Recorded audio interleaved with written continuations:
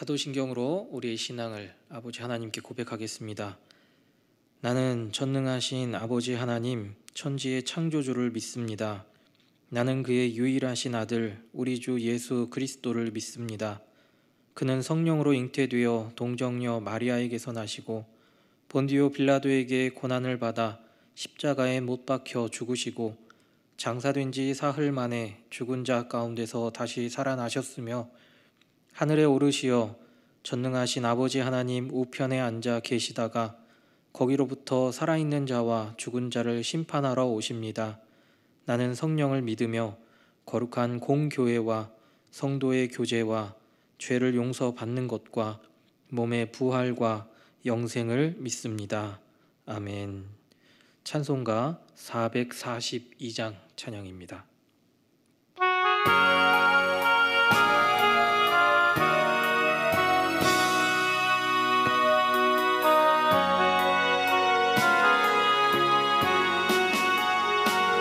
저장 밑고 뒤에 이슬 아직 맺혀 있는 그때에 귀에 은은히 소리 들리니 주 음성 분명하다. 주님 나와 동행을 하면서 나를 친구 삼으셨네.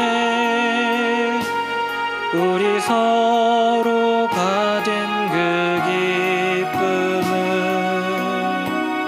알 사람이 없도다. 그 청아한 주의 음성 우는 새도 잠잠케 한다. 내게 들리던 주의 음성이 내 귀에 쟁쟁하다.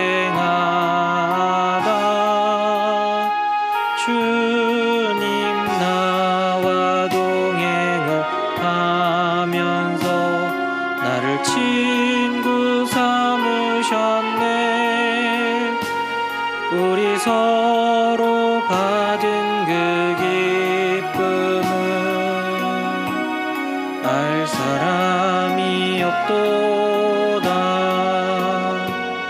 밤 깊도록 동산 안에 주와 함께 있으려 하나. 괴로운 세상에 할 일 많아서 날 가라 명하시인다. 주님 나와 동행을 하면서 나를 친구 삼으셨네. 우리 서로 받은 그 기쁨은 알 사람이 없도다.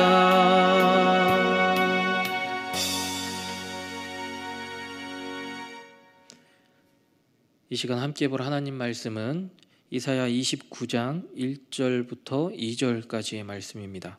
이사야 29장 1절부터 2절 말씀입니다. 슬프다 아리엘이여 아리엘이여, 다윗이 진친 성읍이여, 해마다 절기가 돌아오려니와 내가 아리엘을 괴롭게 하리니 그가 슬퍼하고 애곡하며 내게 아리엘과 같이 되리라. 아멘. 오늘 본문에는 아리엘이라는 말이 나옵니다. 이 아리엘은 두 가지 의미로 볼 수 있습니다. 먼저는 엘이라는 하나님과 아리라는 사자의 뜻이 합쳐진 말로 하나님의 사자라는 뜻을 가지고 있습니다.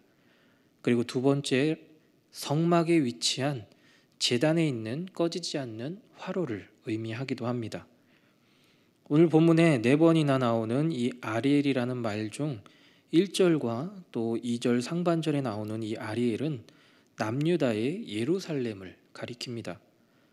그리고 2절 하반절에 나오는 아리엘과 같이 되리라 라는 이 구절은 제단에 꺼지지 않는 화로같이 하나님의 진노가 꺼지지 않고 화로같이 임할 것을 말씀하고 계신 것입니다. 먼저 1절과 2절 상반절에 나오는 이 아리엘의 의미를 살펴보겠습니다. 야곱이 자신의 자녀들을 축복하는 장면이 창세기 49장 9절 말씀에 나옵니다. 말씀을 보면 유다는 사자 새끼로다. 내 아들아 너는 움킨 것을 찢고 올라갔도다.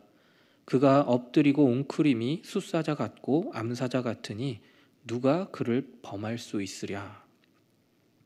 이 말씀에서 유다를 사자 새끼로 소개하고 있습니다.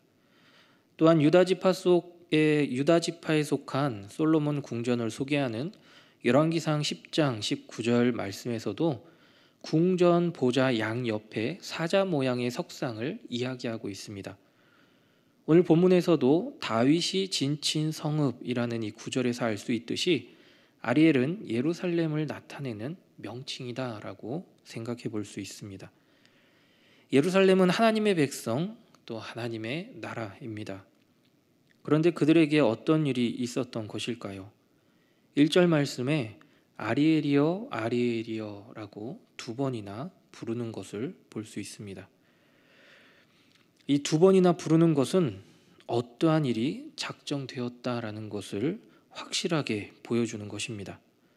그들에게 닥칠 일은 2절 말씀에서 괴롭게 하리니 라는 이 구절과 또 슬퍼하고 애곡하며 라는 구절에서 우리는 확실히 알 수 있습니다. 하나님께서는 하나님의 백성 예루살렘에 진노를 내리실 것을 말씀하십니다. 하나님의 백성인 그들이 잘못한 것이 무엇이겠습니까? 함께 읽지는 않았지만 이사야 29장 13절 말씀을 보면 주께서 이르시되 이 백성이 입으로는 나를 가까이하며 입술로는 나를 공경하나 그들의 마음은 내게서 멀리 떠났나니 그들이 나를 경외함은 사람의 계명으로 가르침을 받았을 뿐이라. 하나님의 백성이 겉으로는 하나님을 섬기는 것처럼 보였을지 모르지만 그들 마음은 거짓을 말하고 하나님에게서 멀어졌다라는 것입니다. 1절 말씀에 해마다 절기가 돌아오려니와 라는 이 구절과 또 이사야 29장 13절 말씀 구절 가운데 나오는 나를 경외함은 사람의 계명으로 가르침을 받았을 뿐이다 라는 이 표현은 같은 의미를 갖고 있습니다. 그들은 해마다 희생 제물을 드리기 위해 성전에 나와 번제단에서 하나님께 제사를 드립니다. 하지만 그들의 제사는 마음 중심이 빠진 한마디로 종교 행위에 불과한 모습이었습니다. 신약시대 율법주의자들과 바리새인들 역시 그런 모습이었지요.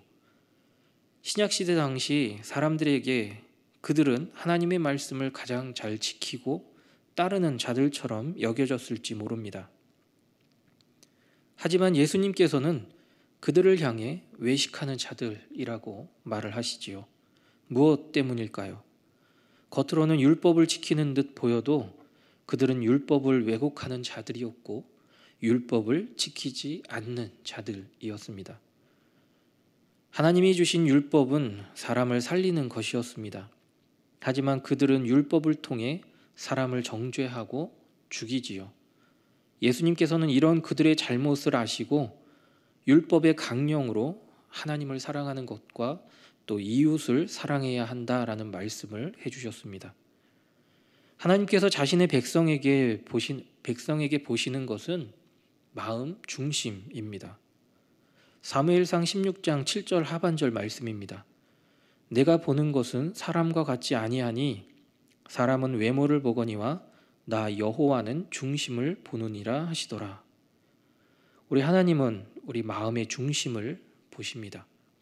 우리 마음 중심에 예수 그리스도가 계실 때 우리 마음 가운데 계신 이 예수 그리스도께서 우리를 통해 일하고 또 그 빛을 세상 가운데 비추게 하여서 믿지 않는 자들로 우리의 착한 행실을 보고 하늘에 계신 우리 하나님께 영광을 돌리게 만들 수 있는 것입니다. 바라기는 우리는 우리의 겉모습뿐만이 아니라 우리의 마음 중심까지 하나님께 드릴 수 있고 또 하나님을 의지할 수 있기를 간절히 소망합니다. 그런 우리의 모습을 하나님은 보고 계십니다. 1절 말씀에 다윗의 진친 성읍이라고 나옵니다. 다윗은 그 마음이 하나님과 합한 사람이었지요. 사도행전 13장 22절 중반절 말씀에서는 내가 이새의 아들 다윗을 만나니 내 마음에 맞는 사람이라 내 뜻을 다 이루리라 라고 말합니다. 다윗은 하나님께 신실한 자였습니다. 그리고 예루살렘은 다윗의 진친 성읍이라는 이 표현과 같이 신실한 하나님의 종이었던 다윗의 신앙이 담긴 곳입니다. 하지만 지금은 어떻습니까? 그 위대한 신앙인이었던 다윗이 자신의 후손들에게는 그 신앙을 제대로 계승하지 못했습니다. 그리고 그 결과가 오늘 본문에서는 고통으로 이어지는 것을 볼 수 있습니다. 두 번째로 2절 하반절 말씀의 아리엘은 하나님의 진노를 말합니다. 하나님께서는 그들의 종교 행위와 상관없이 그들에게 벌 주실 것을 경고하고 계십니다. 2절 말씀 가운데 내가 괴롭게 하리니 라는 이 구절은 하나님께서 예루살렘을 매우 심하게 짓눌러 억압할 것을 말씀하고 계시는 구절입니다.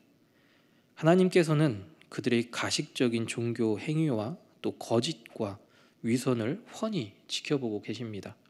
그리고 그 모습을 바로 잡으시고 전능하시고 의로우신 하나님을 나타내 보이십니다. 이어지는 2절 말씀 가운데 그가 슬퍼하고 애곡하며 라고 말합니다.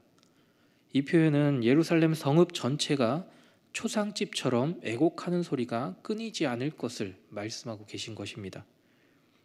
이러한 표현이 예레미야가 2장 5절 말씀에서는 근심과 애통으로 표현되어 있습니다. 예레미야 선지자도 또 이사야 선지자도 강대국을 통한 유다의 멸망을 말하고 있습니다. 그리고 그에 따른 예루살렘 유다 사람들의 참혹한 상황에 대한 비통한 심정을 나타내 보이고 있습니다. 왜 하나님께서 하나님의 백성을 고통 가운데 이끄시는지요? 하나님만 섬기며 사랑해야 할 하나님의 백성, 그들 마음 중심이 하나님을 향하지 않을 때 하나님은 슬퍼하십니다. 사랑하는 믿음의 가족 여러분, 저와 여러분 마음 중심에 지금 누가 계십니까? 내 속에 내가 아닌 하나님으로 가득 채울 수 있기를 바랍니다. 그래서 하나님의 마음이 있는 곳에 우리의 마음이 있고 하나님 바라보시는 곳을 함께 바라볼 수 있고 하나님 가라 하시는 곳으로 갈 수 있는, 그렇게 하나님과 동행하는 저와 여러분의 믿음과 신앙 될 수 있기를 간절히 소망합니다. 기도하겠습니다. 사랑과 은혜의 아버지 하나님, 우리의 겉과 속이 늘 하나님 닮게 해주십시오. 그래서 하나님의 선한 도구로 우리가 쓰임 받을 수 있도록 늘 함께 해주시기를 원합니다. 또 육신의 연약함에 있는 성도들을 기억하여 주시고 작은 신음에도 응답하시는 그 주님을 만남으로 마음 가운데 평안을 찾을 수 있도록 주님 함께 해주세요. 우리 노원중앙교회가 이 노원동 지역 가운데 너른 뜰이 되게 해주시고 이 지역 가운데 믿지 않는 많은 영혼들이 믿음을 갖고 이 너른 뜰에서 마음껏 주님을 경배하고 찬양하며 하나님께 영광 올려드릴 수 있는 그런 귀한 장소가 될 수 있도록 함께해 주십시오. 또 미얀마 양곤 한인중앙교회와 우리 선교사님들을 기억하여 주시고 그 가운데 하나님의 은총이 가득 넘치게 해 주십시오. 이 새벽도 주님 앞에 가지고 나온 모든 기도 제목들 가운데 함께하여 주셔서 하나님의 선하심을 이끌림 받을 수 있는, 선하심으로 이끌림 받을 수 있는 귀한 시간 되게 해 주십시오. 예수님의 이름으로 기도드립니다. 아멘.